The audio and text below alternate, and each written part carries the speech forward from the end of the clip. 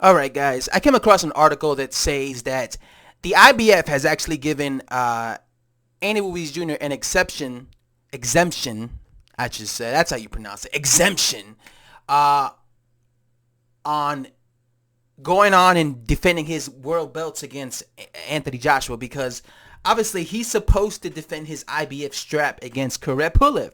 He was supposed to as soon as he defeated Anthony Joshua, but they're letting him fight on and fight Anthony Joshua. But they're saying that he has to sign something saying that he had to get a match before December 7th, and he also has to sign something that tells them that makes him agree that if he wins against Anthony Joshua, he has to face Kubrat Pulev by May of 2020.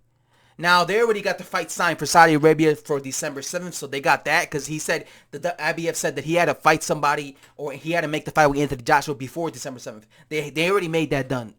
So I guess he has to now sign something that says that he has to fight, if he beats Anthony Joshua, he has to fight Kubrat Pulev next by May 2020 of next year. So if he beats Anthony Joshua, you can forget about making Andy Ruiz versus Deontay Wilder. He would have to face Kubrat Pulev. He would have to face Kubrat Pulev unless he doesn't face him and they strip him. And I guess the same thing would go for Anthony Joshua. I guess if Anthony Joshua were to beat Andy Ruiz Jr., I guess he would have to face Kubrat Pulev next on May. So you could forget about him facing Tyson Fury or, Deontay Wilder or anybody, or even Andy Ruiz in the trilogy.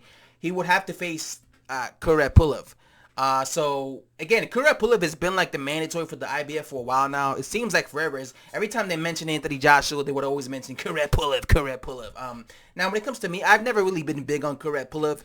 I've never really been a fan of Kubrat Pulev. I always looked at Kubrat Pulev as like the wannabe Vladimir Klitschko, except he doesn't have the punching power, except he doesn't have the chin, and except he's not Vladimir Klitschko, I've never really been sold on him, People act like this guy's a really big deal, a really good fighter, but he's never actually beaten a really good fighter. I mean, unless you count Alexander Ustinov as a really good heavyweight, unless you count Alexander Dimitrenko as a really good heavyweight, unless you count Tony Thompson as a really good heavyweight, but he hasn't really beaten a really good heavyweight, all right?